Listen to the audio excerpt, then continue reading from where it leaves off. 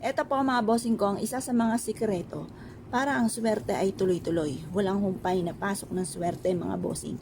Subukan nyo po itong gawin at mapapasin ninyo na lagi kang ia-adya kung saan lagi ikaw ay suswertehin. Maraming blessing ang darating bukod sa inyo pong sipag at tiyaga at pananalig sa mahal na Panginoon ay sabayan nyo ng ganito mga pampaswerte at ia-adya naman kayo nito kung saan lagi kayo ay suswertehin.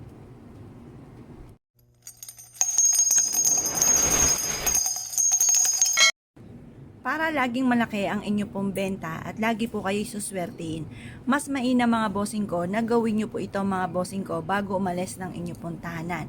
At ang dulot po nito ay swerte mga bossing.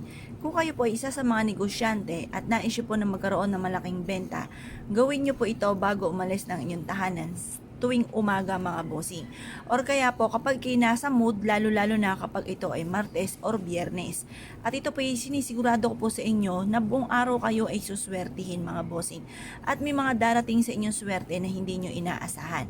Ganito lang po ang inyo pong gagawin. Kumuha po kayo ng isang mangkuka na asin or isang platito. Yung mga local na asin lamang ang ating gagamitin para hindi ito masayang. Para po konting halaga lamang po ang inyo pong magagastos mga bossing. 20 pesos na asin sa palengke or sa bangketa sa may kariton ay napakarami na. Kaya yan na lang po inyo pong gagamitin.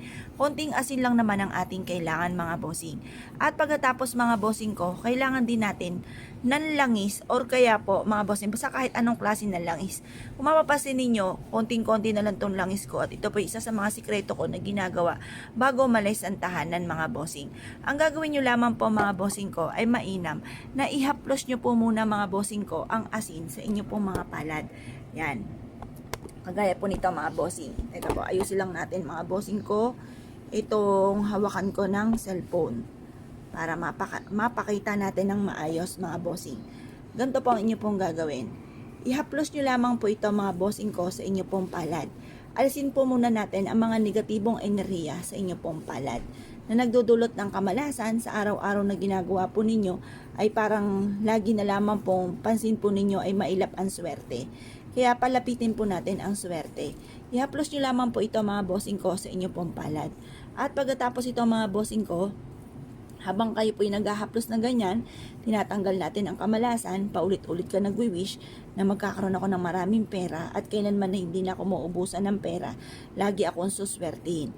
Pagkatapos po niyan, kapag po ito yung naipahid nyo na mga bossing, kunin nyo po itong baby oil mga bossing ko at magpahid kayo sa inyong palad para manuot mga bossing ko, dumikit ang swerte mga bossing. Yan. Ngayon pa mga bossing, ang gagawin nyo lamang, ihahaplos nyo po ito sa inyo pong palad. Kagaya po nito mga bossing. Yan, haplos nyo lamang. Simula na ito ng tagumpay ko at kailanman na hindi na ako mamumblema tungkol sa usapin ng pera. Ugaliin nyo po ito na gawin mga bossing ko at mapapansin nyo po mga bossing ko na instead na nagiging mailap sa inyong swerte ay mas higit kayo nalalapitan ng swerte at mapapansin niyo po na mas magiging magaan ang daloy ng pera. Bagamat nabibili nyo lahat ang mga pangangailangan at tunay namang nababawasan ng ating pera, ay may mga dumarating na hindi nyo inaasahan na solusyon kagad sa mga problema. Kaya mas mainam po mga bossing ko ay meron kayong mga ganitong mga pamamaraan upang sa ganon ay maiwasan nyo kung ano man ang mga matagal nyo nang pinoproblema mga bossing lalo na tungkol sa usapin ng pera.